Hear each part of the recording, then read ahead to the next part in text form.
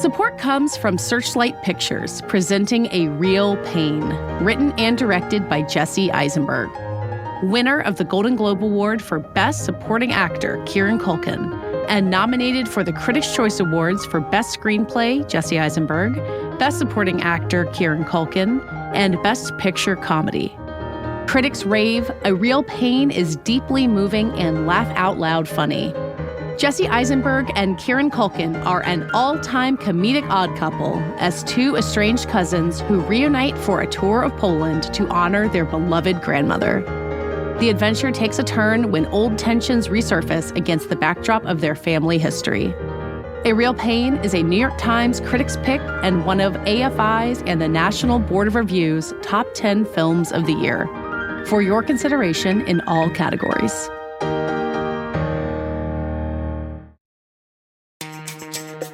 Hi, everyone. Welcome to part 2 of the Prestige Junkie Year in Review for this special Saturday episode of the podcast. Richard Rushfield is back to join me to share our top 10 performances of the year and to talk a little bit about the state of stardom in Hollywood and whether any of these performers might be able to right the ship, as it were.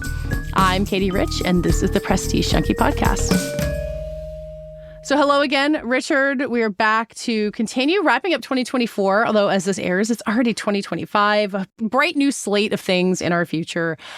Before we get into our list, you did a series not that long ago about the state of acting careers in Hollywood. I don't want to say state of stardom because you were focused a lot on what it takes to just have a job as an actor. I mean, we're mostly going to be talking about people who have made it in some way, but as you were putting together your list, did you think about the kind of dire state of what it is to make a career as an actor? Yeah, and I spoke to one woman who is an actress and a coach, and she put it very bluntly. She said, if you're not a star, you cannot make a living at this. Being a working actor is now a hobby or a stepstone, hopefully, to something bigger if you're very, very lucky.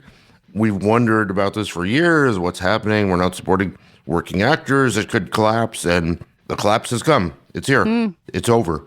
I mean, you have a basic supply problem that the number of people who would be willing to take a role in a movie or TV show is a Venn diagram with the number of people on the planet.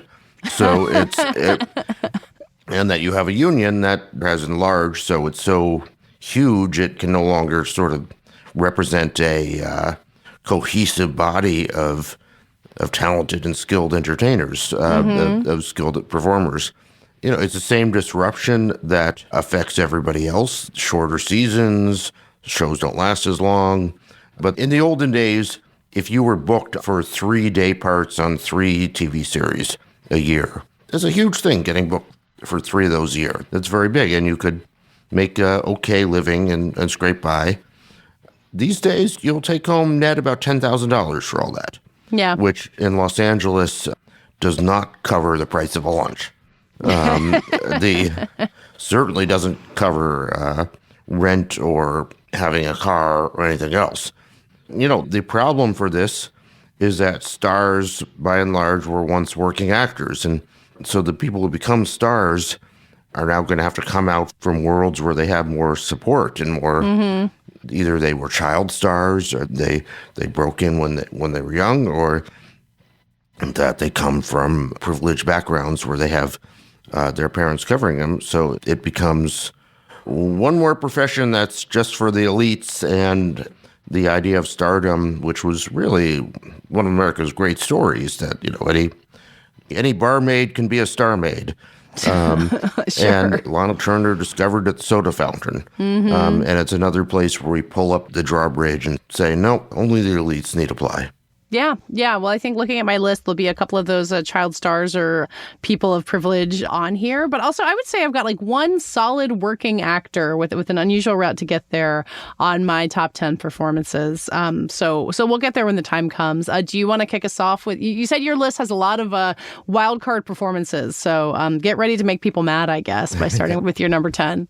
Okay, I'll start out with one wild card.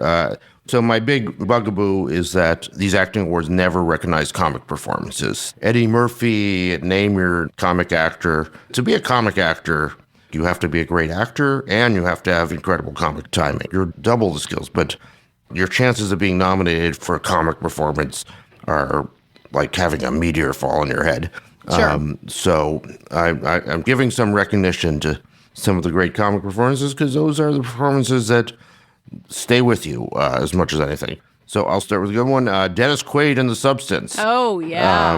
One of the most memorable studio executive character, slimy Most memorable creatiness. shrimp eating of all time. A fearless, disgusting performance in a lot of ways. And and something I don't know that we knew he like had that in him at this point, right? Like he's done a lot of like, more, meatball down the middle things lately. So it was really great to see. Yeah, so that's my first there. Yeah, well, I've got a comic performance to start off too, and this is someone who has a much bigger movie out this year, but Ali Carvalho, who is the voice of Moana, is also incredible in Mean Girls, the adaptation of the Broadway musical, which is an adaptation of the movie that was kind of a quiet box office hit at the very beginning of this year. She plays Janice Ian, the character Lizzie Kaplan played in the first movie, kind of the punky friend, sarcastic character, has this one great musical number. It's just really funny, really kind of steals the show in a movie with a lot of scene stealers in it. And, I feel like since being Moana, she hasn't really like landed her spot in Hollywood exactly. And I'm hoping this and Moana 2 in 1 year will give her the boost that I think she clearly deserves. Now, you know what? I didn't even connect that was, so that was her. But that was the big moment at Mean Girls musical, which is a really great adaptation. And that movie, and it was supposed to just be for Paramount Plus, I think, and then they decided to put it in theaters. And Moana too, we keep learning that you just put these things in theaters, and maybe, just maybe, people will show up. Okay, is yours ranked again, or are we doing random order again? Random order. I can't. Okay, so then what are we putting in at number 9? Hard enough for me. Next one, Jesse Eisenberg in A Real Pain. And not Kieran Culkin, or are they both going to make the list? Because Kieran Culkin is the more showy performance. It's a great performance. It easily could be on this list, but I thought if I'm just going to have one Real Pain slot, I felt like what Jesse Eisenberg is doing is so much more intense and complicated, sort of reacting. It's the most Jesse Eisenberg performance. It's like pure Jesse Eisenberg. It's like this because he wrote it for himself, but this character who is bound so tight, dealing with his cousin, who was just sort of this loose cannon who causes trouble and stirs things up, and he has to be the center of attention at every moment in every conversation. But for some reason, people love him, and there's this moment where Jesse Eisenberg says, what I would give to know how it feels like to have people look at me like they look at you for one moment. It's a really kind of heartbreaking performance. And moved me enormously. Yeah, he's really great in that movie and is getting kind of overlooked acting-wise, I think for obvious reasons. He's almost certainly going to get an Oscar nomination for the screenplay. But I think you're right that his performance is a real anchor of what makes that movie so special. Like the characters, it's like you pay attention to the flamboyant one who steals every scene and not to the guy suffering in the corner. Yeah. Okay, so for my number 9, I think I'm going to do a last-minute change of what I had written down because I do think you could take any of the 3 performances in Challengers, a movie that I love, and put it on this list. But I'm going to throw it to Josh O'Connor, who I think is this iconic dirtbag, confident guy. Kind of he and Kieran Culkin's character in A Real Pain they would probably hate each other, but play a similar role where they walk into a room and everyone pays attention to them, whether or not they've earned it.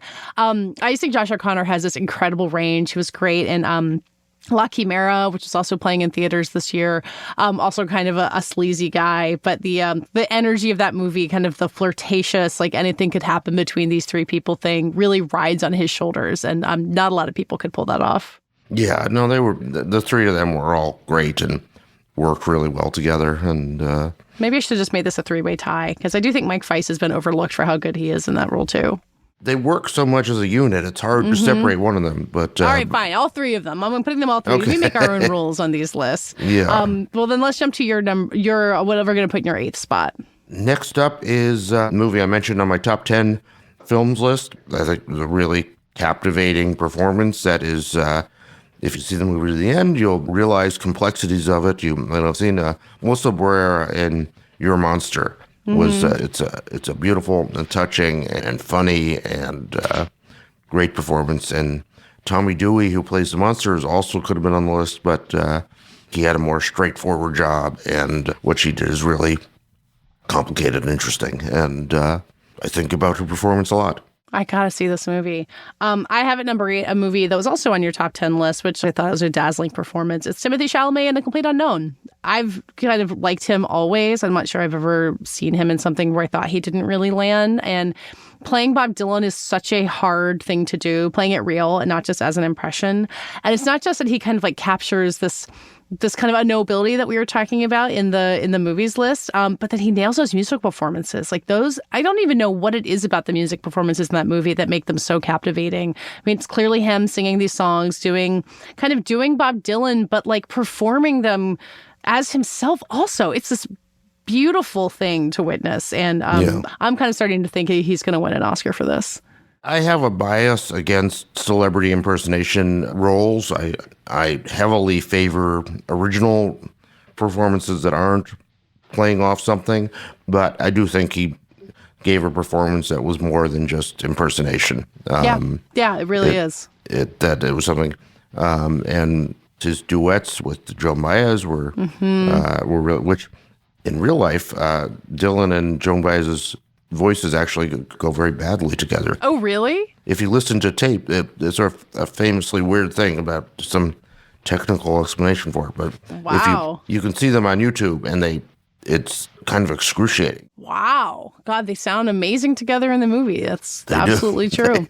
It would have been a funny movie if they sing painfully together, but it would have been hard to explain why they were such a good pair together, why people wanted to see them. Okay, what's next on your list? Mikey Madison for Honora.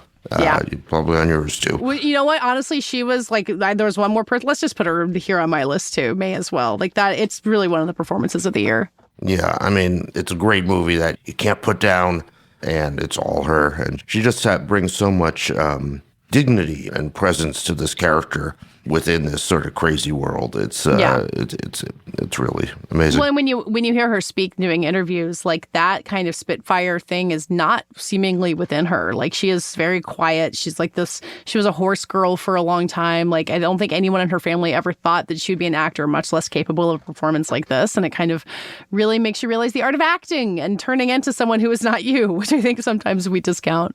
And if you read my acting series on. One of the people I talked to is a casting director who tells the story of the first day she came in to read for Better Things. So tells the story of discovering Mikey Madison when she came in. It's a pretty good feather in your cap as a casting director. Well, as she says, she was immediately like, oh yeah. We got on the phone to the showrunner and said, we found our Max. We found her. Yeah. Okay, so that's technically a tie, so then we'll get to 6th place on your list or whatever you want to put in 6th. Next up, I had Denzel Washington for Gladiator. The performance that carried that film is just fun and had depth and pathos within a kind of crazy story, and was unpredictable, and he seemed to be having a lot of fun doing it, so I had fun watching him. It's one of those performances that no one who is not a giant movie star can give. Like his power to change the course of an entire movie with his sheer charisma and kind of expert knowledge of what he can bring to the screen. It makes you grateful for movie stars and like the kind of things that they can do that absolutely nobody else can. And movie stars that we built.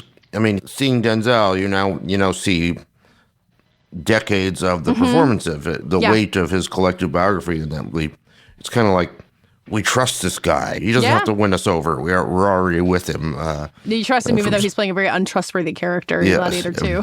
Exactly. take everybody down. So I actually next have a different Gladiator 2 performance, but this is actually technically a twofer because I wanted to acknowledge Fred Heshinger, who is in Thelma, as I mentioned in our top 10 movies, as this loving grandson, this kind of slacker kid who can't get his life together. And then as one of the dysfunctional twin emperors in Gladiator 2. He's the one who has a monkey on his shoulder, who he then names as his like counsel in the Senate. There's a range in those performances. He broke out on The White Lotus as kind of another like mixed up teenager kid, and it kind of felt like he might get typecast into that for a long time. He's also in Nickel Boys in another completely different role. I just think he's had such a great year. I really am on board with whatever he wants to keep bringing to the screen, and so I figured a twofer nod here. Even if he's not the performance of Gladiator 2, I think that performance really helps boost his case that he's made this year. Yeah, no, it was a great performance, and it was a fun film to watch for me. Yeah. I'm up to number 5. So what are you going to put in here? Number 5, I will go with Amy Adams in Night Bitch. The underappreciated Night Bitch. Yeah, but just capturing the sort of horror and desperation of being alone and child raising.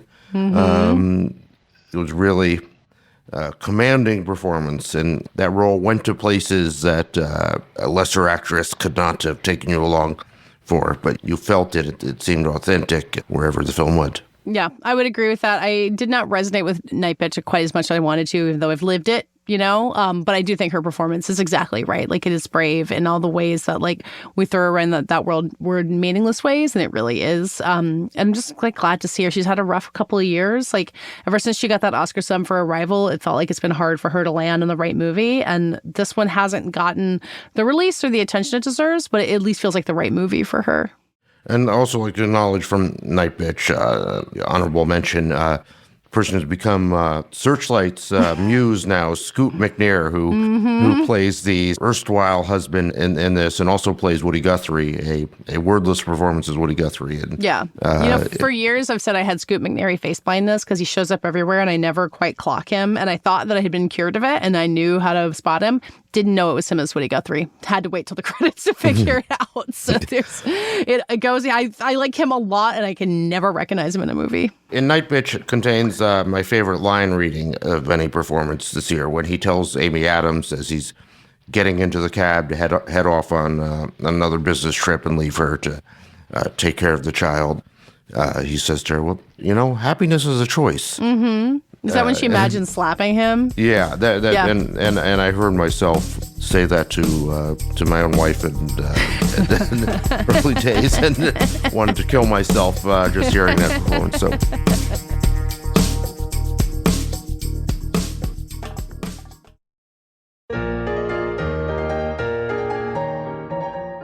Support comes from Searchlight Pictures, presenting A Real Pain, written and directed by Jesse Eisenberg.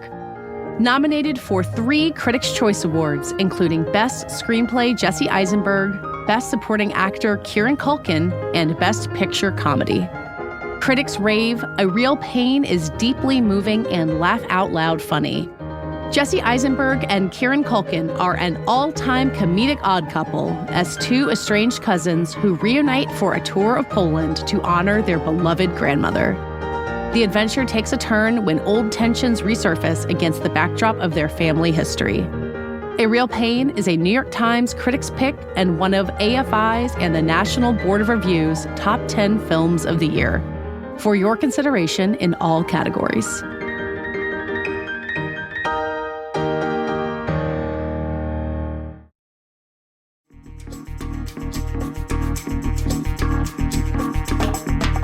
Okay, so up to 5 on my list. Like Fred Heshinger, I've got another young actor. I actually saw them talking to each other at the Governor's Awards, which was exciting to me. And it's Justice Smith in I Saw the TV Glow, a movie that didn't come up in our top 10 films, but I really considered putting on my list. It's from director Jane Schoenbrunn. It came out earlier in the summer. It's this kind of spooky, unnerving coming-of-age story. Like, it kind of captures that feeling of staying up too late and watching TV that you shouldn't be as a child. It's about these 2 teenagers who meet and become friends and bond over this cult TV show that's kind of like Buffy the Vampire Slayer-esque. And Justice Smith is our main character who watches this TV show and makes this new friend and has this kind of moment of acknowledging something outside of himself that is different. Jane Schoenbrunn is a trans filmmaker and has talked about it as a metaphor for like the process of recognizing trans identity. But Justice Smith is playing this character who can't make that revelation yet and is stunted in this way. And the rest of the movie follows him as he's kind of frozen, like kind of knowing who he is and who he isn't. So it's this very restrained but very emotional performance. And I had seen Justice Smith in movies like Detective Pikachu or Dungeons and Dragons, like these big antic, like pretty fun kids movies. And I just did not know he had this and what he could do. So it made me like hugely excited that this could be a breakout into even more interesting stuff from him. So this is a horror film, right? Horror? It's like more like moody and atmospheric than horror. It's like more emotional horror than like than visceral horror, if that helps. Revealing, I didn't go and see it at Sundance. even though it was buzz, because revealing my biases, I can't see scary movies anymore. Yeah. Well, I know that Jane Schoenbrun's first film had been at Sundance, and it was about kind of like online horror creepypastas, which I kind of barely understand. And I heard people say it was good, and I was like, I can't do it. That's not my speed. So yes, I understand that impulse. I used to love horror films. That was maybe my favorite genre of youth, but I've developed an allergy, and I'm too much of a coward now I know to that see feeling. anything that's scary. So, but if you say it's just emotional horror, then like, as long as it's not ghosts. No, it's not ghosts. It's about being haunted by things other than ghosts, if you want to put it that way. That's fine. Then. All right. So now let's get to the fourth spot on your list. So next up, I have another great comic performance. I said I don't like celebrity impersonations, but here you are. I have J.K. Simmons as Milton Berle in Saturday Night. Maybe the performance I think about most of all this year. Which part of it? Where he's embarrassing Chevy Chase in front of his girlfriend? Yeah, and even just doing Milton Berle on a variety show, and just that sort of bombast and kind of creepiness and total sort of charm, but in a totally otherworldly sort of way. I thought that was a brilliant performance there from J.K. Simmons. I did. I really liked that performance. We've talked amongst ourselves about Corey Michael Smith as Chevy Chase in Saturday Night. You're really making me come back around on Saturday Night, a movie I'd kind of thought that I had written off. So maybe that's the power of these lists. So the fourth spot for me, and like now we're getting to kind of arbitrary designations because who can choose between these, but the star of my number one movie of the year, Adrien Brody in The Brutalist, just talking about like the size and scale of a performance. He's, this architect who has escaped the Holocaust, has made it to America. He's trying to kind of find his way here through this world where everyone wants something from him. It's this interesting undercurrent of The Brutalist. Like he first moves in with his cousin, who's played by Alessandro Nivola, who wants to be close to his cousin, but also thinks he's trying to hit on his wife and, doesn't totally understand what to make of that. And then he starts working with this millionaire played by Guy Pearce, who wants him to build this beautiful community center for him, but also kind of envies his talent. And Adrien Brody is playing this character who's not really passive, but has all these things projected on him and has so much like depth that comes out of that, even as he doesn't really know his place in the world. It just, when you're watching a movie that big and that requires so much of an actor, you really kind of stand back in awe of it, like I did for the movie as a whole. And yeah, it's 20 years since The Pianist, since he had a kind of performance of this scale, and he's kind of right back to where he was at the peak of his powers with that one. Yeah, I did not see that, but yep. You're aware of the Adrien Brody hype at this point, probably. Yes, I am. I know Brody versus Chalamet for Best Actors. The race I hear is on, but yeah. Let's get to your third spot. So next up, Oscar favorite Riley Keough in Sasquatch Summer. Sasquatch Sunset. Sasquatch Sunset. Yes, sorry. Just. A wordless performance, a faceless performance almost. It's all with the eyes. But you understand everything the Sasquatch is feeling. You're really just entirely through her eyes. You are taken into the experience of what it's really like to be a Sasquatch today and what they go through, which what is it really like to be a Sasquatch challenging today? It's a lot. It's not an easy life. There's not a lot of Sasquatches around. Wow. To get on, and it's emotional. It's affecting. It has some very intense parts, and that was an incredible performance. And as I say, entirely with the eyes. No words, no face. Jesse Eisenberg's also in Sasquatch Sunset, right? He's very credible Sasquatch. I imagine Sasquatches would approve of his performance.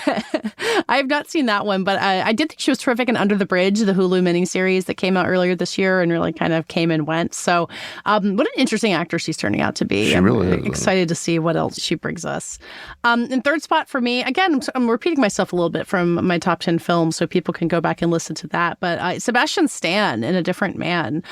He's someone kind of like Justice Smith, who I feel like I underestimated. Like I didn't realize what he could offer, he broke out on Gossip Girl and was in these Marvel movies and kind of always had screen presence, but, could have coasted for a really long time. But obviously this year he had A Different Man as well as The Apprentice, in which he plays a young Donald Trump, which I also think he's pretty terrific in. But what A Different Man requires of him, the kind of tonal trickery of that movie, not just when he's wearing the prosthetics, that's like one version of acting accomplishment, but when his face and kind of dealing with this mix of regret and envy and freedom that this character has. It's just this great anchoring performance, anchoring this really complicated movie. And he's had a big breakout year. I've been rooting for him to get into that Best Actor race. I'm not totally sure it's going to happen. But I do feel like big things are ahead for him as well. It should be considered a belated cross Academy Award, actually giving him the award for his performance as Tommy Lee in Pam and Tommy. Or as the Galooly in I, Tonya, another dirtbag that he did an exceptional job playing. Deserves all the prizes for those. Yeah, he's really in an interesting spot. All right, we're getting toward the end, so what's next on your list? Another one that nobody's seen that I want to support, but Felicity Jones in Winner, that showed at Sundance, based on Reality Winner, the whistleblower. It's a really fun, moving film that did not get picked up out of Sundance, but I imagine eventually will find its way to VOD at least. And Felicity Jones. Because there's the Sydney Sweeney Reality Winner movie also, which I guess was getting in the way of this one. There are two reality. Very interesting, unique character, and really fun, captivating performance from Felicity Jones. So, who's also great in The Brutalist, was not on my list, but she's having quite a year. I find her very watchable in everything she does. So yeah.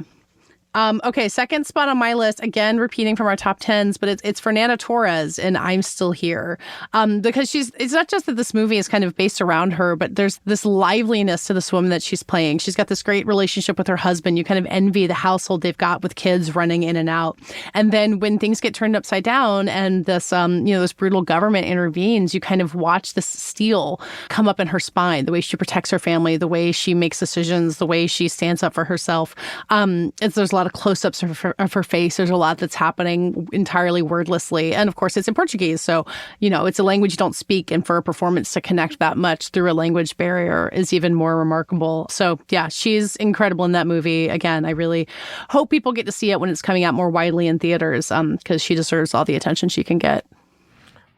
So my final one is a movie that is available to see. It's one I saw just the other night, and this is in the spirit of recognizing comic performances that never get nominated. I'll say this is the best performance of the year. Is of course Jim Carrey in Sonic the Hedgehog 3. I think people can probably find that in theaters if they try hard. Yeah. It will be coming to probably be on one of your services or something soon if it's not playing you. Jim Carrey has never been nominated for a comic performance. Maybe got nominated for one of his dramatic. I don't think he ever got nominated for anything. Did Andy Kaufman? No, that was a famous Oscar snub. I'm gonna double check this. I think he's won some Golden Globes over the years, but Oscar-wise, he really never got his due, including for The Truman Show, one of the great performances of all time. And you just see that. I mean, he is a double part. He plays himself and his own grandfather in Sonic 3.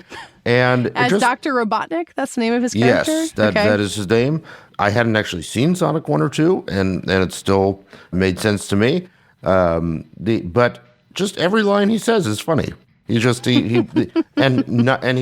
read any line in a way that anyone else will. Like, as he has his entire career, every word that comes out of his mouth is entirely original and unique and totally captivating. When he is anywhere near the screen, you cannot look at anything else. And what more do you want from a performance than that? I think there's a very good chance that by the time this episode airs, I will have seen Sonic 3 with my children. So I will be glad to report back and let you know what I think of it. Whether you think it's headed for Oscar glory. Who cares? If it's making people happy, we don't need more than that. Yeah. I also had a very easy number one performance, and this is the working actor who I was referencing because Marianne Jean-Baptiste was an Oscar nominee for Secrets and Lies back in the 90s. She was basically fresh out of drama school, and then she kind of immediately moved to America and started booking TV roles. She was on Without a Trace for many years. If you go look at her IMDb, she's just been popping up, been taking jobs. There's nothing too big or too small that she's not willing to do. And I think she's been really frank about how, look, she could have stayed in Britain, an environment that's still not that hospitable to Black actors, given her talent.